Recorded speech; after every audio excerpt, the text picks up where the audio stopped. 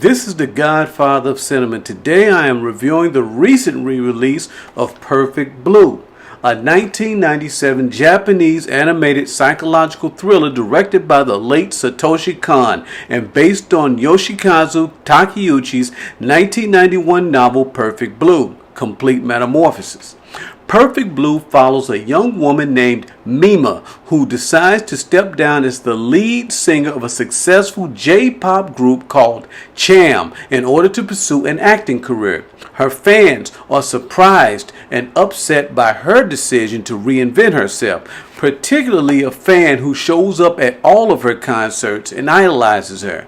As a neophyte, Mima does not have the luxury of turning down roles, meaning that she has to start at the bottom and work her way up. Excuse me, who are you? She lands a small role in a TV show called Double Bind, and when the show's producer offers her a larger part in the show, Mima takes it despite the fact that it is a rape scene. Later, though, ensuing regret and shame overtaking the part and destroying her squeaky clean image causes her to hallucinate that she is being stalked by an angry fan who looks exactly like her. As far as live-action films, I would compare Perfect Blue with Black Swan because, for one, they are both in the psychological horror genre. Also, the protagonists of both films suffer psychotic breaks that causes them to split into two distinct personalities, a la Jekyll and Hyde. Also, each film's protagonist is unable to differentiate between what's actually occurring and what's happening inside of her head.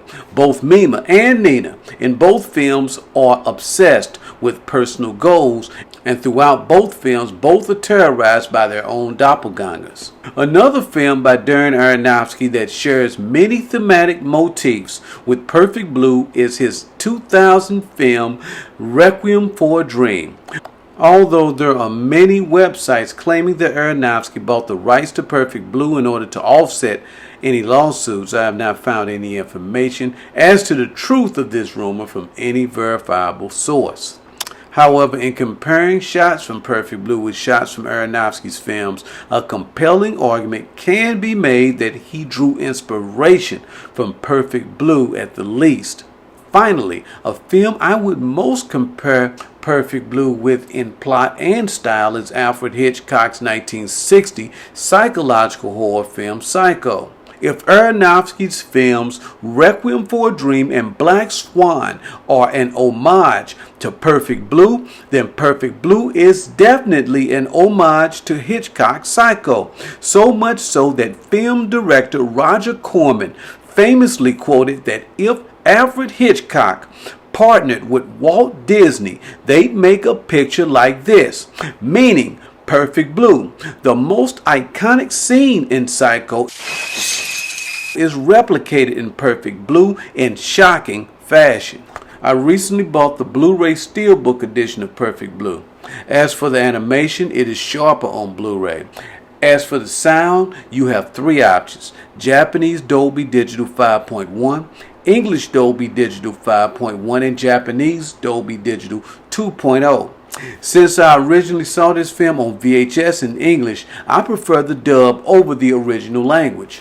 As for the bonus features, there's a lecture by Satoshi Kon, cast and crew interviews, theatrical trailers, and television spots. Finally, I recommend you see Perfect Blue. Even if anime isn't your thing, I would suggest you take a chance on it.